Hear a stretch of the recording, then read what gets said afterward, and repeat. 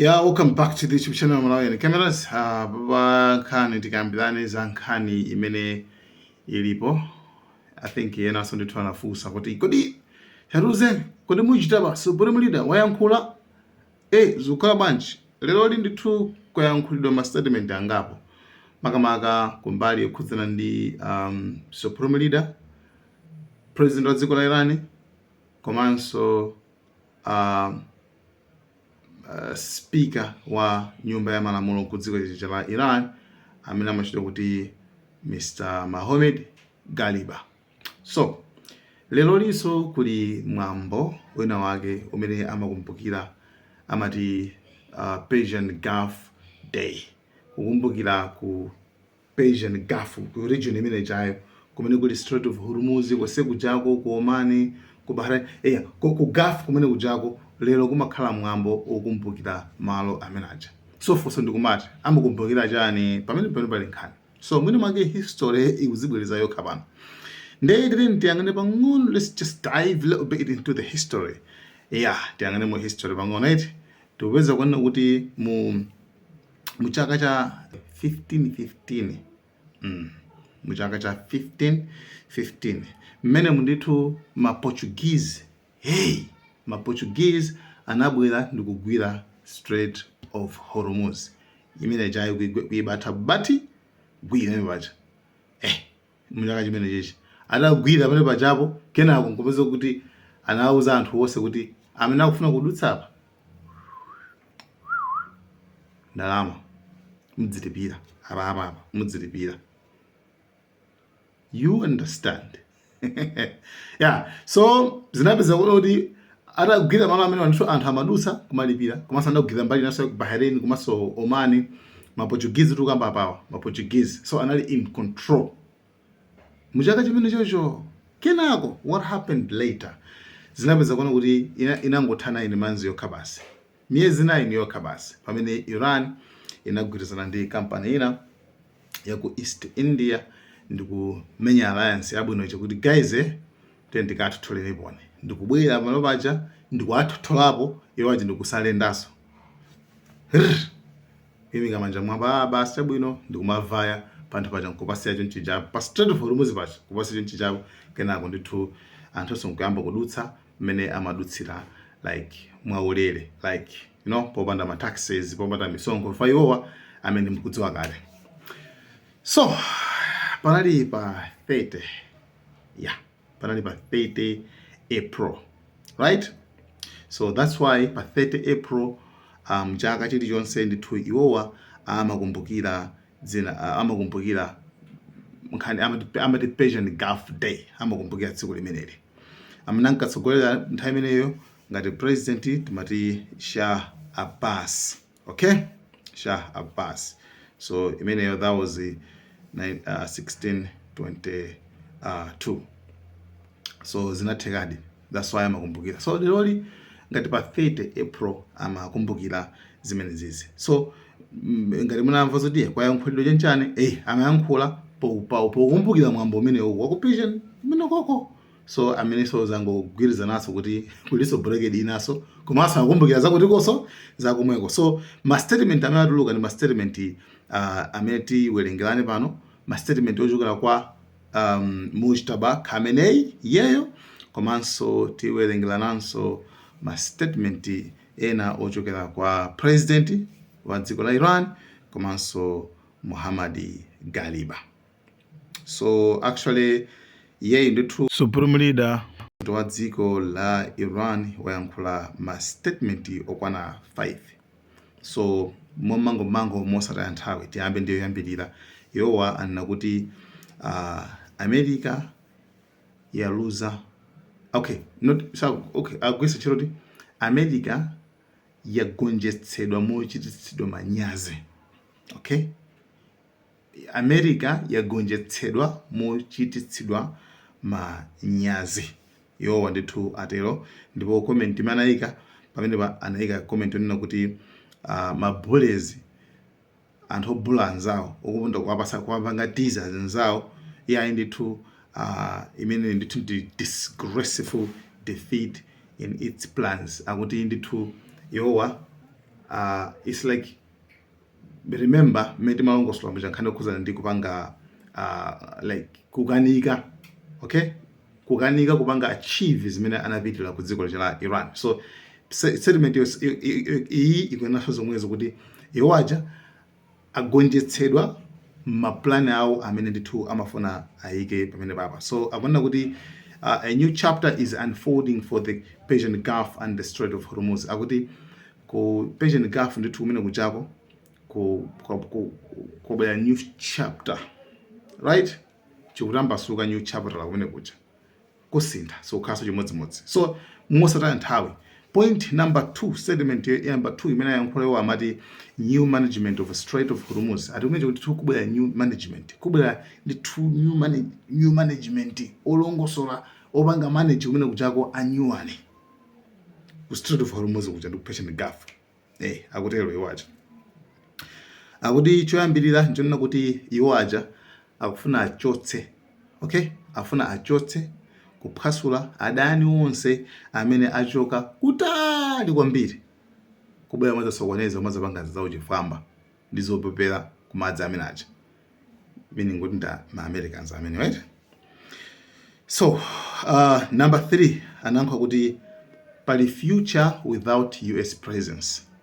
Akuti tsogolo lopanda kupezeka ma Americans ku Persian Gulf kucha, Strait of Hormuz kucha, kusekucha. And so kamene Persian Gulf ni maiko ngati maiko aku Gulf aja amene aja Oman kuchantene me kuchako ali tsogolo kuno ndikuti tsogolo likubwera ali ndi tsogolo lopanda ma Americans kumene kucha.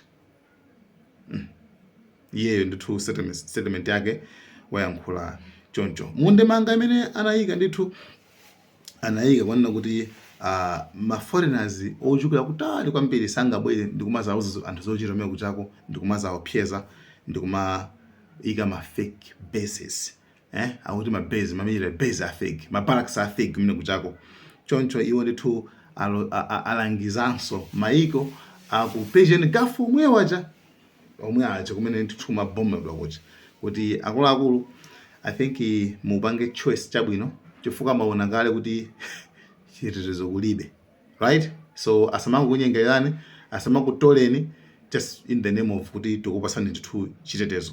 So statement number 4 imene akamba kuti nkhani kuza ndi nuclear and missile capabilities are non-negotiable. Kuti nkhani kuza ndi nuclear komanso mabomba ati nkhani imene iyi ndiyo yosakambirana, samakambirana pa nkhani imene iyi pakhala zokambirana koma pa nkhani yokhayi imene ndi no zokambirana pino basi, right? So number 5 you want to anapereka warning to Gulf neighbors. Anapereka warning kwa makamaka anthu amene ali ma neighboring countries acha kumene amasunga ma Americans kuti anapatsa warning kwanena kuti ati pofunika muchite they should clarify their stance towards the aggressors and they close those bases as soon as possible. Ati mabase amene ajawo amene aphwasulidwa kale mungotseka and actually mupange chisankho chabwino, right? Upange chisankho chabwino chifukwa ati saying the US claim of providing security was nothing but a lie. Awudi claim imene US America imapereka pankhani kuza ndi kupereka chitetezo akuti actually it was just a lie, ndibodza limene. So timvane pano kuti actually ma statement osewa amene aperekedwa apawa aperekedwa through pachani pa TV, national TV, palibe no public appearance. Okay, so that's it. Izize ayankhula why ayankhula makamaka timing ndoti pamwambo wa Persian Gulf Day. Ndi tikamati Persian Gulf Day, tsiku la Persian Gulf Day ndoti simukhaso mudabo yaji fokata kulongoso anekale chimene chinachitika kuti pakana pakhale tsiku limene lochita kuti Persian Gulf Day. Ndi amalikumbukira nthu chaka china chilichonse chifukwa chothamangitsa, chifukwa chokwanisa kuwathamangitsa ma Portuguese pa Strait of Hormuz. Nanga president wa dziko la Iran wayankhula pachani pankhani. So first of all iye ndithu wayankhula kunena kuti blockade ya ujen ya ma Americans pa Strait of Hormuz akuti definitely ilephera, like ilephera zolinga zimene ziyabwerera kuti chani ati ilephera pabeso bene chingachitika ilephera blockade iyo ndithu wayankhula choncho. So chinanso anakambanso kukhuza ndi ufulu okhala ndi manuclear komano ananenaso anapanga clarify kuti ife sitikufuna bomba la nuclear koma tofuna tikhale ndi ufulu okhala ndi nuclear yo kumbali kukhuzana ndi peaceful timakambazi chazokhuza ndi za peaceful chanchana za agriculture za chanchana yato iwo ndithu anakamba zimene zokuti ife tilibe ambitions tilibe so zolinga zimene zofuna okhala ndi manyuki yazo hayi zimenezo ndiye ndithu zabodza.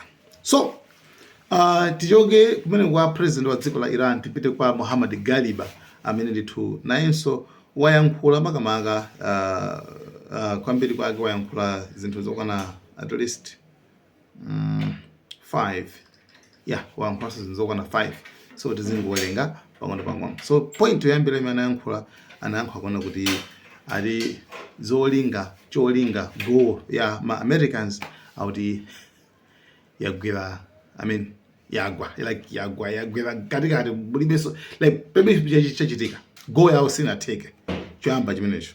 Cha number 2 iwo anthu amamuseka amampanga chitonzo Trump anayankhula kuona kuti Iran makamaka chifukwa cha kuitsekera blockade ija timakamba ija amati iyoyo tinakambanso nthani yakuti mafuta adzadza m'mapaipi so in 3 days amatenda America tinakambanso kuti maripoti aku America kuti in 3 days akhalani apanga ngati aphulika chanchane you understand mafuta umene kuchako ku Kharj Island kumapoti kumadoko a Iran ndoti mafuta nangasi sakutengedwe so meaning kwena kuti ndizovuta kwambiri kwa mapaipi ndithu amalowa pansi ndi kumakhala ndithu kutuluka uko you understand so amene kuti azitengedwa okay azipopedwa uko.